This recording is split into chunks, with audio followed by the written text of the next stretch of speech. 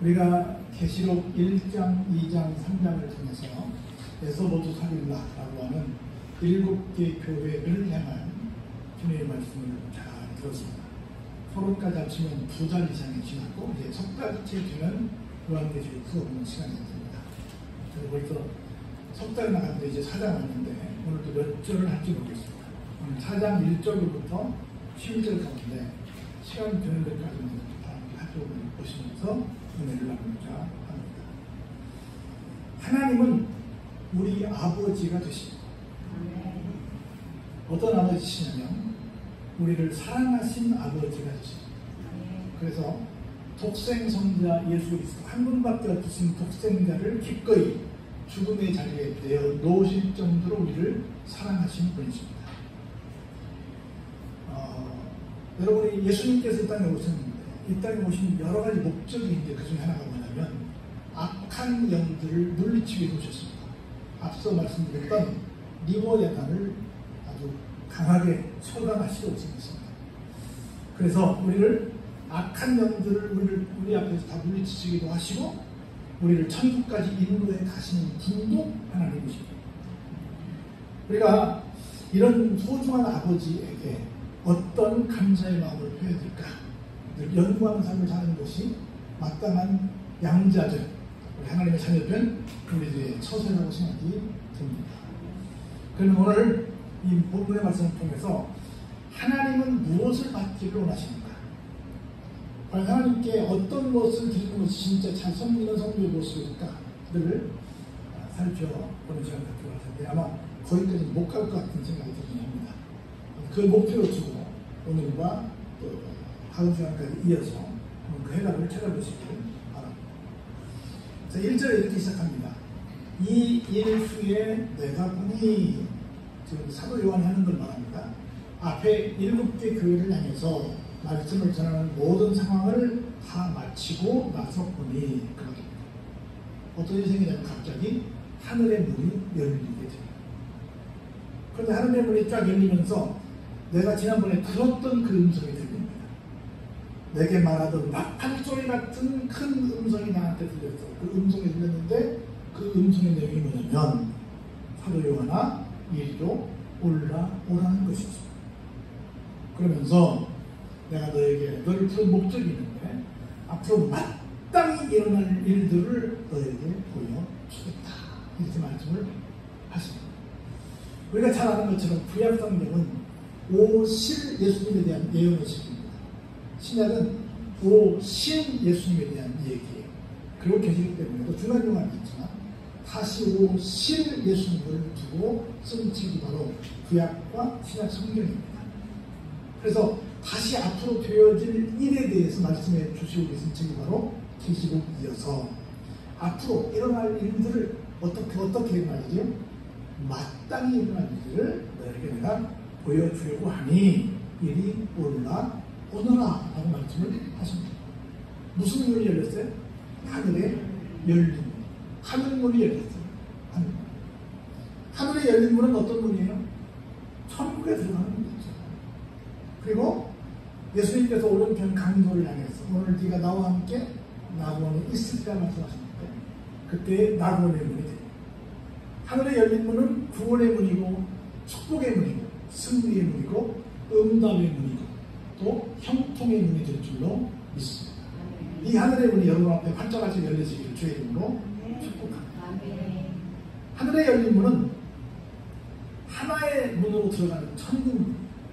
그런데 이 문으로 들어가면 하늘의 거룩한 성 새 예루살렘이 있는데 이 성의 문은 몇 개나 모두 12문이 되어 있습니다. 동서남북에 다 문들이 있는데 세계 속에서 12개 문이 있어요. 그러니까 저렇게 말하는 천국문은 여러분 주문하지만 에버랜드에 가시면 처음에 티켓팅하면 그걸로 다 탑니까? 아니죠. 두 가지가 있죠. 모든 걸 다 이용하신 자유이용권이 있고 들어가는 것만 있고 들어가서 하나하나마다 티켓팅을 한 데가 있어요. 안 가봤어요?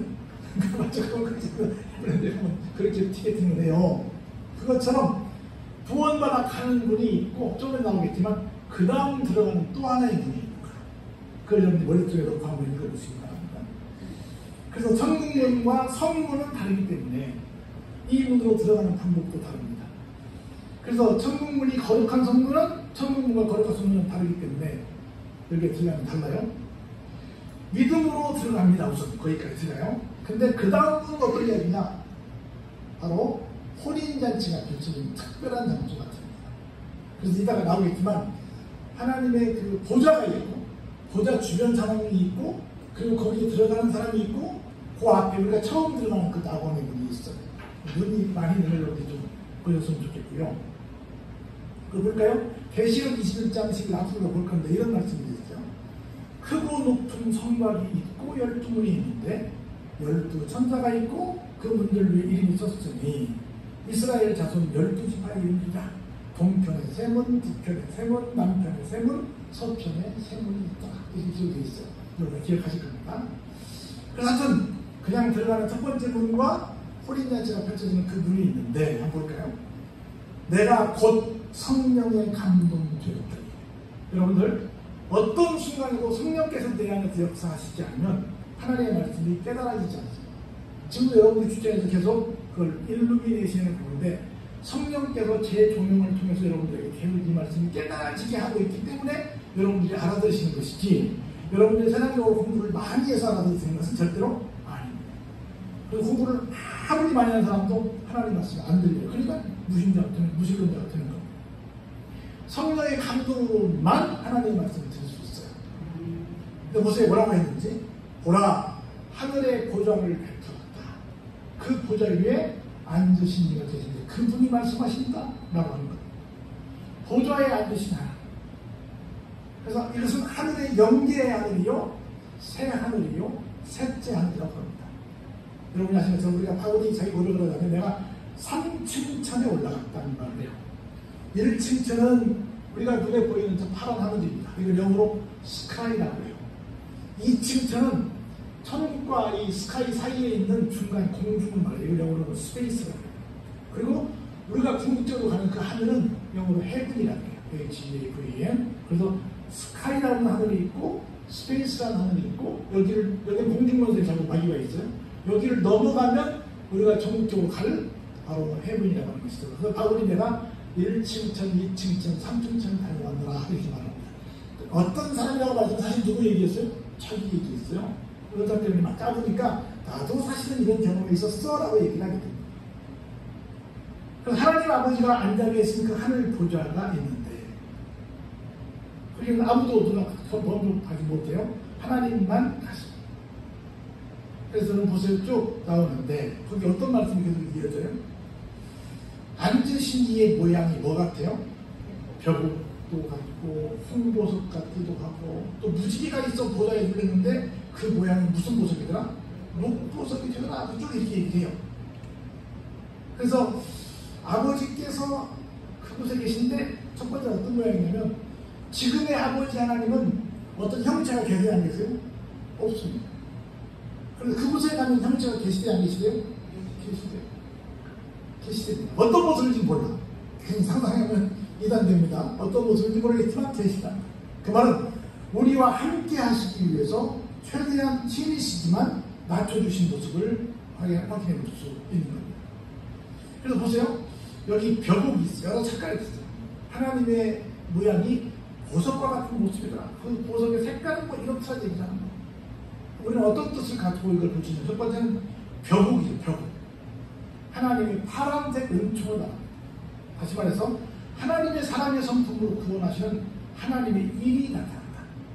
우리를 구원하시는 분을 상징하기 위해서 어떤 옥을? 벽옥을 만들었습니다. 홍보석 붉잖아요.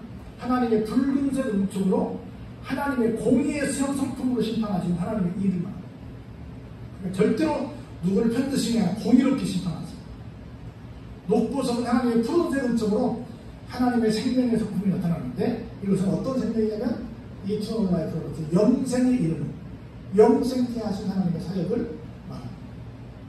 그래서 하나님의 어떤 생명에 대한 사랑, 영생을 보장하는 그 영생에 대한 사랑, 그리고 공의의 심판하신 사랑을 이야기하기 위해서 하나님이 입으신 그 색깔을 표현합니다. 그 머리 위에 우리 예수께서 1장 2절 보면 그 머리 위에 있는 궁창 위에 보좌 형상이 있는데 그 모양이 다른 보석 같고 그 보좌 형상 위에 한 형상이 있어 무슨 모양 같더라? 사람의 모양 같다. 여러분들 우리 인간 창조의 얘기를 잘 알지 않습니까? 창세기 1장 26, 27, 28절에 우리의 형상을 따라 사람을 짓되 그렇게 말씀하셨어요. 그럼 하나님께서 뭐가 있다? 형상이 있다는 얘기를 하는 겁니다. 어떤 형상인지 괜히 많이 상상하지 마세요. 몰라. 가서 직접 해야 알 수 있습니다. 우리 사절만 보시고 정리하고 마칩니다. 또 보좌에 돌려 24보좌들이 있더라.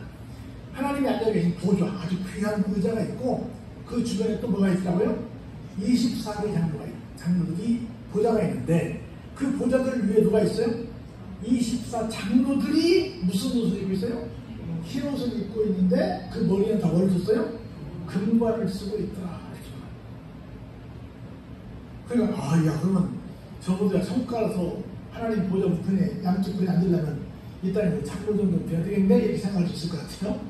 근데 그런 장로를 말하는 것이 아니라 여기는 크게 두 가지를 말합니다. 하나는 이스라엘에 몇 개 지파가 있어요? 12개 지파가 있어요. 잘 아시죠? 그 12개 지파의 지파장들을 말합니다. 그리고 예수님께서 뽑으신 12사도 마띠아, 그 사도님도 계시나 마띠아가 뽑았으니까 사도가 모두 몇 명이요? 12명. 그래서 구약의 대표들 12명, 신약의 대표들 12명이 가서 앉아있으니 엘더라고 하는 말, 이 장로가 올드라는 말이 하나 있거든요. 올더. 우리가 당신 나이 몇 살이요? 영어로 How old are you? 그러거든요. 올드는 늙었다는 뜻이야. 너 얼마만큼 늙었니? 집에 가면 그런 뜻이야. 너 몇 살이니까 How old are you? 그래서 올더는 살아온 날이 많은 사람. 장로라고 해요. 긴장자에 늙은 것도 없어서 아주 오래 살아서 늙은 사람이 된 거예요. 이걸 장로라고 해요. 그래서 그 공동체에 아주 경험이 많은, 경력이 많은, 그것을 세월이 보낸 것이 많은 이 사람을 가리켜서 장로라고 해요. 두 번째 장로는 엘더. ELDER 그러는데 이것은 오래 되진 않았는데 굉장히 누가 봐도 칭찬받을 만하고 지혜가 총명하고 믿음도 좋고 참 존경해서 대표자로 세월 만해 이렇게 뽑힌 사람을 엘더라고 해요. 그러니까 교회에는 올더도 필요하고 엘더도 필요합니다. 이번에 파격적으로 야당에서 대표를 어떻게 했어요? 아주 젊은 사람 뽑았어요. 그런 사람들한테 뭐라고 말해요? 엘더라고 해요. 장로는 올더도 있고 엘더도 있다. 뭐만 이해해주세요? 네. 그런 맥락에서 어떤 지도자적인 입장에서 가르쳐서 말하는데 거기에 12제자와 12지파의 두 우두머리가 있더라는 얘기를 합니다. 그 14절에 보면 그 성에 성곽은 12구석이 있고 그 위에 어린 양의 12사도의 12이름이 있다. 그렇죠? 여기서 20서 장로는 구약의 12지파라는 신약의 12지파를 합쳐서 20서 장로를 말하고 있어요. 우리는 그걸 안 하지만 여러분이 신리성지같이 솔비성지같이 이렇게 여러분이 각종 가면 천주교 형제들이 있잖아요. 거기 가서 보시면 다 어떻게 해요? 12명의 이렇게 세자들을 쭉 동상으로 만들어 놓습니다. 그 앞에 가서 다 기도하고 선생님들도 가고 있어요. 그러잖아요. 성모 마리아상도 있고 예수님상도 있고 하지만 12제자들의 모습도 다 가서 않거든요. 그런 것은 거기에도 가면 이런 모습이 있는 거야. 그걸 좀 그렇게 우상을 숭배하는 건 아니지만 교회가 좀 크면 그런 것을 이렇게 놓고 그런 것들 만들어 놓으면 좀 뭔가 이게 좀 성질이 비쌀 것 같으면 그렇게 좀 하고 있습니다. 그래서 이 천년왕국에서는 예수와 함께 이 사람들이 뭐가 돼요? 분봉왕이죠. 분봉왕은 어느 한 지역을 맡아서 통치하는 사람이에요. 지금 말하면 왕이 그 왕 위에 누가 있어요? 황제가 있잖아요. 황제가 전체 컨트롤 하지만 중간중간에 맡아서 사람 통치하는 사람들이 있는데 이들이 뭐가 돼요? 분봉왕이 돼요. 그래서 천년왕국에서 예수의 12제자들이 이스라엘 12지파를 다스린 거죠. 여러분 그래서 율법이 있어요? 복음이 있어요? 율법만 알면 아닙니다. 율법은 복음을 알게 하는 하나의 안내서에 불과합니다. 율법을 통해서 뭘 알아야 돼요? 율법을 통해서 내가 한계를 가진 인간이구나 이걸 깨달아요. 내 능력으로는 절대로 구원받을 수 없구나 이걸 깨닫게 하는 것이 뭐예요? 율법이에요. 두 번째는 그래도 누군가가 나를 대신해서 이 문제를 해결해 줄 구세주가 필요하구나. 이걸 깨닫게 되는 게 뭐예요? 율법. 그래서 구세주가 필요하게 느껴지는 것이 우리 인생에서 가장 큰 행복이에요. 교회를 안 나오는 사람들은 구세주 필요 없어! 이렇게 말하는 거예요. 우리에게 뭔가 불공평이 있다는 건 굉장히 감사합니다. 여러분, 아픈 사람은 아무것도 먹고 싶지 않아요. 건강한 사람은 어때요? 먹고 나면 또 먹고 싶어요. 뭔가 갈망하는 것이 있어요. 율법의 기능이 그런 거예요. 율법이 너무너무 좋습니다. 인간의 한계성을 느끼게 하고 구세주를 필요로 하게 하는 것이 바로 율법이에요. 그 다음에 그 율법에서 뭘 발견해요? 결국은 복음을 받는 거예요. 복음은 뭔데요? 예수님이죠. 그래서 실질적으로 신약에서 신약 사람이 훨씬 더 구약 사람보다 크다는 얘기를 하는 거예요. 그 20조 장로가 그 중에 특별히 신약의 사람들이 가서 힘을 더 쓴다는 얘기를 하려고 하는 거예요. 그런 모습을 쭉 보여주는 거예요. 그러면서 이제 보좌로부터 번개와 음성과 우레 소리가 나고 보좌 앞에 천 등불이 있으니 이는 하나님의 7병이다 하는 얘기가 나와요. 7병을 7가지를 선정할 텐데 다 하려면 병으로 쏘았습니다. 그러니까 여기까지만 하고 이제 마치게 될 거예요.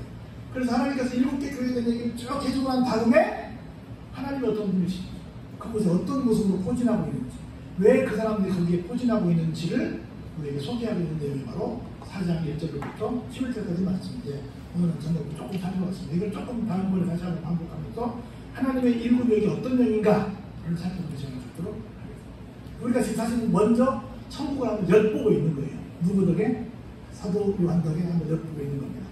천국이 그런 것이구나, 그런 분이 있고 이런 분이 있구나. 그래서 여러분들이 그려보시면서 따라오시기를 바랍니다. 우리 모두가 그곳에 꼭 가리라고 믿습니다. 지금 이렇게 이 얘기를 통해 듣게 되지만 직접 그날은 직접 목도하게 되라고 있습니다. 그런 놀라운 교훈을 얻는 여러분 다 되시는 주의 이름으로 축원합니다.